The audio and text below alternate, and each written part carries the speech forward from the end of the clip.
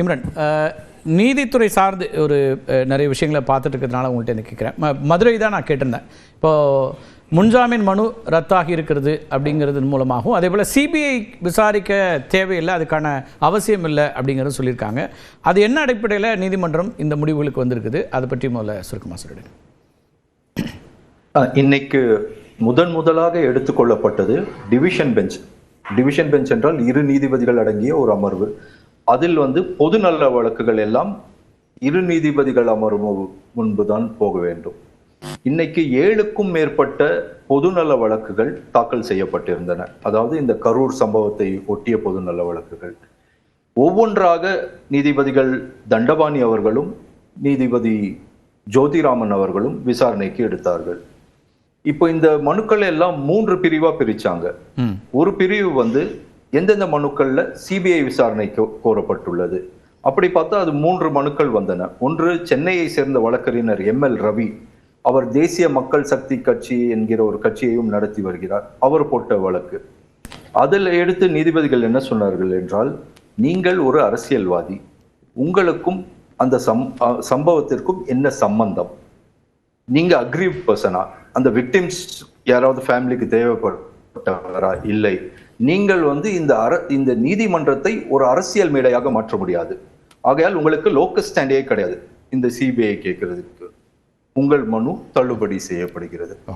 அடுத்து எடுத்துக்கொண்டது பாஜக வழக்கறிஞர் திரு GS மணி அவர்கள் தாக்கல் செய்த வழக்கு.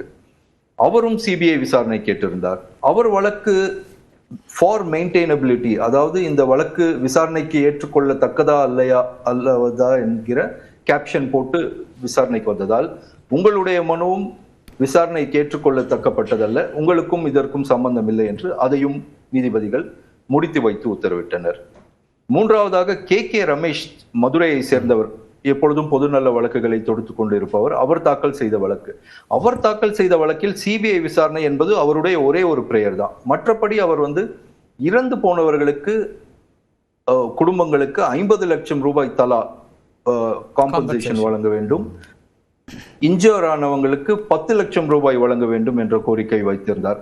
ஆகையால் அந்த மனுவை பொறுத்தவரை 2 வார காலம் நோட்டீஸ் அனுப்பி உத்தரவிட்டு விட்டனர். இப்போ சிபிஐ விசாரணைக்கு இந்த வழக்குகள். அடுத்து எடுத்துக்கொண்ட பேட்ச் ஆஃப் வழக்குகள் என்னவென்றால், அதில் எல்லாம் ஒரு SOP, ஸ்டாண்டர்ட் ஆப்ரேட்டிங் ப்ரொசீஜர், அதாவது இது மாதிரியான பெருங்கூட்டங்கள் கூடக்கூடிய அரசியல் நிகழ்வுகளில் என்னென்ன மாதிரியான விதிகளை பின்பற்ற வேண்டும் என்று இதுவரைக்குமே தமிழ்நாட்டு போலீஸோ தமிழ்நாடு அரசோ ஒரு SOP, ஒரு கைட்லைன்ஸ் எதுவுமே இல்லை. அதனாலதான் இந்த மாதிரி ஒரு சம்பவம் நடைபெற்றது. இதை நீதிபதி N சதீஷ்குமார் அவர்கள் ஏற்கனவே இந்த கரூர் சம்பவம் நடப்பதற்கு முன்பாகவே இதை ஒரு பெரிய விஷயமாக எடுத்து, அதுவும் தாவேகா தாக்கல் செய்த வழக்கிலேயே எடுத்து மாநில அரசுக்கு உத்தரவு பிறப்பித்துள்ளார். நீங்க ஒரு கைட்லைன்ஸ் வகுக்கணும், இந்த மாதிரி பெரும் கூட்டங்களை எப்படி கட்டுப்படுத்துவது என்று. சோ இன்னைக்கு நீதிபதிகள் தண்டபாணியும் ஜோதிராமனும் என்ன சொன்னார்கள் என்றால், ஏற்கனவே நீதிபதி சதீஷ்குமார் சென்னையிலே இந்த வழக்கை எடுத்திருக்கிறார், விசாரித்துக் கொண்டிருக்கிறார்.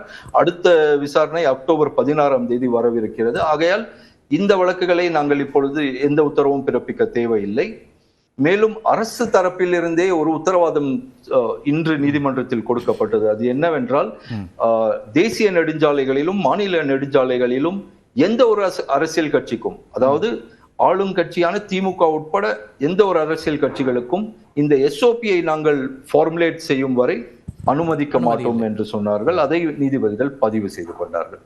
சோ அந்த வழக்குகள் முடித்து வைக்கப்பட்டன. மூன்றாவது, அந்த ஹையர் காம்பன்சேஷன் கேட்ட வழக்குகளை மட்டும்தான் நோட்டீஸ் அனுப்பப்பட்டு 2 வாரங்கள் ஒத்தி வைக்கப்பட்டுள்ளன.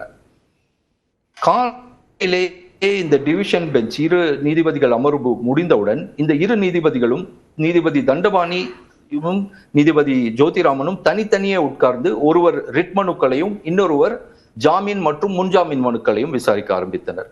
அப்பொழுது நீதிபதி ஜோதிராமன் முன்பு திரு புஷி ஆனந்த் மற்றும் திரு CTR நிர்மல்குமாருடைய முன்ஜாமீன் மனுக்கள் விசாரணைக்கு வந்தன. மூத்த வழக்கறிஞர் ராகவாச்சாரி வாதங்களை எடுத்து வைத்தார். அவருடைய வாதங்கள் என்ன முக்கியமானு பாத்தீங்கன்னா, அவர் என்ன சொல்றாரு, நீங்க எங்க மேல கல்பபிள் ஹோமிசைட் கேஸ் போட்டிருக்கீங்க, ஆனா எந்த ஒரு வழக்கு போடுற போதும் அந்த இன்டென்ஷன் எனக்கு இருந்ததா, பிரைமா ஃபேஷி, அதாவது நான் நீங்கள் என்ன அவர்கள் 40 பேரையும் கொலை செய்ய வேண்டும் என்பதற்காகவா கரூரில் கூட்டம் போட்டோம்? எங்களுக்கு அந்த அது வந்து ஒரு அசம்பாவிதம். அதற்காக எங்கள் மீது எப்படி ஒரு கல்பபிள் ஹோமிசைட் வழக்கு போட முடியும்? ஆகையால் இதுல வந்து அடிப்படை முகாந்திரமே இல்லை வழக்கு போடுவதற்கு. அப்பொழுது நீதிபதி கேட்டார், நீங்கள் ஒரு ஆர்கனைசர், அதை அந்த ஈவெண்ட் ஆர்கனைஸ் பண்ணவங்க, அப்ப உங்களுக்கு எதுவுமே இதுல பாட்டே இல்லையா, ரோலே இல்லையா பிளே பண்றதுக்கு அப்படின்னு கேட்கும் போதுதான் அவர் சொல்றாரு, நான் ஆர்கனைசர் கிடையாது, கரூர் மாவட்ட செயலாளர் ஏற்கனவே கைதாகியுள்ள திரு மதியழகன் தான் அதோட ஆர்கனைசர், அவர் ஏற்கனவே கைது பண்ணிட்டாங்க, நான் வந்து அவர் தான் காரணம்னு சொல்லல, பட் ஆர்கனைசர் அவர் தான். நான் வந்து அப்போ ஒரு உதாரணம் கொடுக்கிறாரு. இப்போ திமுக கன்னியாகுமரியில ஒரு சின்ன கூட்டம் நடத்துறாங்க, அங்க ஒரு அசம்பாவிதம் நடந்தால் திமுகவின் பொதுச் செயலாளர் மீதா வழக்கு போடுவீர்கள், அப்பொழுது எப்படி தாவேகாவின் பொதுச் செயலாளர் மீது இதற்கு வழக்கு போடலாம் அப்படி என்கிற வாதங்களை எடுத்து வைத்தார். ஆனால் நீதிமன்றம் அவரையும் கேட்டுக்கொண்டது, அரசு தரப்பின் அப்ஜெக்ஷன்ஸையும் அந்த ஆன்டிசிபேட்டரி பெயில் கொடுக்கக்கூடாது என்பதையும் கேட்டுக்கொண்டு நீதிபதி ஜோதிராமன் 2 பேர்களின் முன்ஜாமீன் மனுக்களையும் தள்ளுபடி செய்து உத்தரவிட்டார். மீண்டும் இப்போ வந்து ஜாமீன் போகணும்னா என்ன சூழல் வரும்? ரொம்ப சுருக்கமாக அதுக்கு மட்டும், இப்போ மீண்டும் அவங்க வந்து ஒரு முன்ஜாமீன் இப்போ ஃபைல் பண்ணணும் அப்படின்னா அதுக்கான கால அளவு இருக்கா, இல்லை லார்ஜர் பெஞ்சுக்கு போகலாமா, என்ன வாய்ப்பு இருக்கு? இதே நீதிமன்றத்தில் அதே மதுரை அமர்வில் மறுபடியும் அவர்கள் தாக்கல் செய்யலாம். ஆனால் அப்படி தாக்கல் செய்யும் போது சேஞ்ச் ஆஃப் சர்க்கம்ஸ்டான்சஸ் ஏற்பட்டிருக்க வேண்டும். அதாவது இன்று உள்ள சூழ்நிலையிலிருந்து அன்று உள்ள சூழ்நிலையில் மாற்றங்கள், அதாவது இன்வெஸ்டிகேஷன்ல ப்ராக்ரஸ் இருக்கணும். ஏதோ பெருசா போலீஸ் பண்ணிட்டாங்க, எல்லாம் முடிஞ்சிருச்சு, ஆல்மோஸ்ட் இன்வெஸ்டிகேஷன் முடிய போது, இனிமே எங்களை அரெஸ்ட் பண்ண வேண்டிய அவசியம் இல்லை அப்படின்ற ஒரு சூழ்நிலை வந்தால்தான், அந்த சேஞ்ச் ஆஃப் சர்க்கம்ஸ்டன்ஸ் எதுவும் பெரிதாக இருந்தால் மறுபடியும் இதே அடிப்படையில் இன்னும் சிலர் மருத்துவமனையில சிகிச்சையில் இருக்கிறாங்க, எனவே அந்த அடிப்படையிலையும் இன்னைக்கு வந்து உடனடியா அதுவும் ஒரு பாயிண்ட். இன்ஜர்ட் வந்து டிஸ்சார்ஜா இல்லையா அப்படிங்கிறது யூசுவலா இந்த மாதிரி ஒரு கேசஸ்ல இன்ஜுரிஸ் இருந்து இன்பேஷன்ஸா இருந்தாங்கன்னா அவங்க டிஸ்சார்ஜ் ஆகி போகல அப்படின்னு சொன்னாக்கா ஆன்டிசிபேட்டரி பெயில் மறுக்கப்படும்.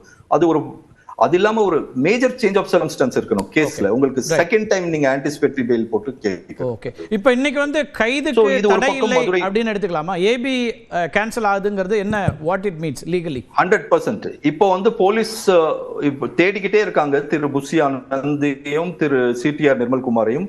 2 பேரும் எங்கே இருக்கிறார்கள் என்பது தெரியவில்லை. இப்பொழுது டிஸ்மிஸ் ஆனது போலீசாருக்கு ஒரு கிரீன் சிக்னல் மாதிரி. they can go and arrest them any time. அவங்க எங்க இருக்காங்கன்னு தெரிஞ்சதுன்னா உடனடியாக அவர்களை கைது செய்து ஜுடிஷியல் ரிமாண்ட். சென்னை நீதிமன்றத்தினுடைய வழக்கு, அதுல கேட்கப்பட்ட கேள்விகள் அதை எப்படி பாக்குறீங்க? என்னெல்லாம் முன்வைத்தாங்க இன்னைக்கு நீதிபதி கேட்ட கேள்விகள், அதுக்கான அடிப்படைகள் என்னவா இருந்துச்சு? இப்போ இது எல்லாமே மதுரை பெஞ்ச்ல நடைபெற்ற சம்பவங்கள்.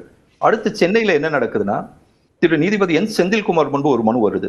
இதை வந்து இந்த நீதிபதி திரு என் செந்தில்குமார் அவர்கள், சம்பவம் நடந்தது செப்டம்பர் 27, செப்டம்பர் 28ஆம் தேதியே அவர் இதே போன்ற ஒரு வழக்கை விசாரித்து இருக்க வேண்டும். சண்டே அன்னைக்கு மாலை 4:30 மணி அளவில் விசாரிக்கிறேன் என்று ஒப்புதல் கொடுத்திருந்தார்.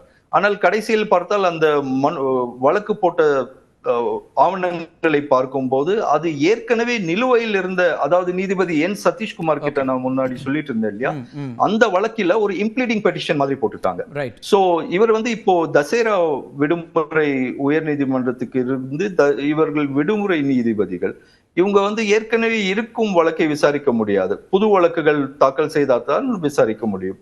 ஆகையால இப்ப என்ன ஆயிடுச்சுன்னா, டியூஸ்டே அன்னைக்கு ஒரு புது வழக்கு தாக்கல் ஆகி அது ஃப்ரைடே, அதாவது இன்னைக்கு ரெகுலர் வெக்கேஷன் சிட்டிங்ல ஹியரிங்க்கு வருது. அது நீதிபதி என் செந்தில்குமார் முன்பு வருது. அப்பொழுது நீதிபதி தன்னுடைய மிகுந்த கோவத்தை அவர் ஃபர்ஸ்ட் ஓபன் பண்ணோடனே என்ன சொன்னார்னா, ஒரு மனிதனாக நான் இறந்து போன 41 பேருக்கும் என்னுடைய அஞ்சலியை செலுத்த விரும்புகிறேன். என் மனது அவர்களுக்காக துடிக்கிறது. ஒரு நீதிபதியாக இது எனக்கு மிகவும் மன வருத்தத்தை அளிக்கிறது. நான் இதை வந்து நீதிமன்றம் வந்து கண்மூடி கொண்டு பார்த்து கொண்டிருக்க முடியாது. இது வந்து ஒரு மிகப்பெரிய அசம்பாவிதம், அதாவது உலகமே பார்த்து கொண்டிருந்த ஒரு மிகப்பெரிய அசம்பாவிதம். எவ்வளவு பெரிய அசம்பாவிதம் என்றால், இந்தியாவின் ஜனாதிபதியே இரங்கல் தெரிவித்துள்ளார். பிரதமர் இரங்கல் தெரிவித்துள்ளார். அனைத்து உதவிகளையும் செய்வதற்காக தயார் என கூறியுள்ளார். உள்துறை அமைச்சர் முதலமைச்சருடன் பேசியுள்ளார். முதலமைச்சர் சம்பவ இடத்திற்கு இரவோடு இரவாக விரைந்திருக்கிறார். எதிர்கட்சி தலைவர் சம்பவத்திற்கு சென்றுள்ளார். அனைத்து கட்சி தலைவர்களும் சென்றிருக்கிறார்கள். ஆனால் இந்த சம்பவத்திற்கு யார் காரணமோ, யாரை பார்ப்பதற்காக அந்த ஆயிரக்கணக்கான மக்கள் அங்கே கூடினார்களோ அந்த நபர் அந்த இடத்தை விட்டு ஓடிவிட்டார். இப்படியே நீதிபதி தன்னுடைய ஆதங்கத்தை வெளிப்படுத்துகிறார். எப்படி இவர்கள் ஓட முடியும்? ஒரு கட்சி நடத்துகிறீர்கள், உங்களை பார்க்க வந்திருக்கிறார்கள். இரண்டாவதாக அந்த வழக்கு விசாரணை நடக்கும் போது மாநில குற்றவியல் வழக்குரைஞர் state public prosecutor Hasan Mohamed Jinnah மற்றும் கூடுதல் அட்வொகேட் ஜெனரல் ரவீந்திரன் இவங்க என்ன சொன்னாங்கன்னா, இவங்க எங்க கிட்ட கரூருக்கு அனுமதி வாங்கினது மதியம் 3 முதல் 10 மணி வரை அப்படின்னு எழுத்து மூலமாக தாவேகாவினர் எழுதி கொடுத்து எங்களுக்கு அனுமதி வாங்கினார்கள். ஆனால் தாவேகாவின் பொதுச் செயலாளர் திரு புஷி ஆனந்த் அவர்கள் பிரஸ் பிரீஃபிங்ல போய் சொல்லும் போது 12 மணிக்கு விஜய் கரூருக்கு வந்து விடுவார் என்கிற ஒரு தவறான தகவலை, ஒரு பொய் தகவலை மக்களிடம் சொன்னதால் காலை 9 மணி முதலே கூட்டம் கூட ஆரம்பித்து விட்டது. ஆனால் விஜய் வந்தது 7 PM இரவு 7 மணிக்கு. அவ்வளவு நேரம் மக்கள் அங்கே கூட கூட கூட அவர்களால் தாங்க முடியவில்லை. அதில் ஒரு ஸ்டாம்பீட் நடைபெற்றது. இவ்வளவு பெரிய அசம்பாவிதம் நடைபெற்றது. அப்பொழுது நீதிபதி சொன்னார், என்னால் காம்ப்ரிஹெண்டே பண்ண முடியல, புரிஞ்சு கொள்ளவே முடியல. எப்படி ஒரு கட்சி நடத்துகிறார்கள், கட்சியின் எந்த தலைவரும் அந்த சம்பவம் நடந்த பிறகு அந்த சம்பவத்திலேயே இல்லை, அனைவரும் பறந்து விட்டனர், எங்கே இருக்கிறார்கள் என்று தெரியவில்லை. சரி, இவ்வளவு பெரிய சம்பவம் நடந்த பிறகு ஒரு ரிமோர்ஸ், அதாவது வருத்தம் மனதிற்குள்ளிருந்து வந்ததா என்று பார்த்தால் அதுவுமே இல்லை. அப்போ அவர் அவர் பேசும்போதே சொல்லிட்டார், நான் ஒரு காமன் மேனாவும் எனக்கு இருக்கிற ஆங்குவிஷ் இருக்கு, ஒரு நீதிபதியாகவும் ஒரு ஆங்குவிஷ் இருக்கு.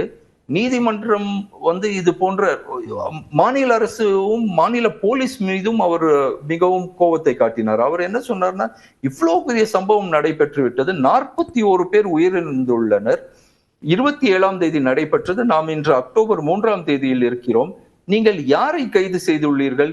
2 நபர்கள், ஒன்று அந்த கரூர் மாவட்ட செயலாளர், இன்னொன்று அவரை விட கீழ்பதவியில் உள்ளவர். இவர்களை தவிர எந்த கைதும் நடைபெறவில்லை. அந்த சமயத்தில் மனுதாரருடைய மூத்த வழக்கறிஞர் சங்கரன் அவர்கள் விஜய் மீது அந்த ஒரு எஃப்ஐஆரில் கூட விஜய் பெயர் இல்லை என்பதை குறிப்பிட்டு காட்டினார். அப்பொழுது வருத்தம் தெரிவித்த நீதிபதி, இதற்கெல்லாம் நாம் கண்மூடி கொண்டு இருக்க முடியாது, மற்றும் இந்த சம்பவம் மட்டுமில்லை, நானே தொலைக்காட்சிகளில், அனைத்து தொலைக்காட்சிகளிலும் அதை போட்டு காட்டினார்கள், நானே பார்த்தேன்.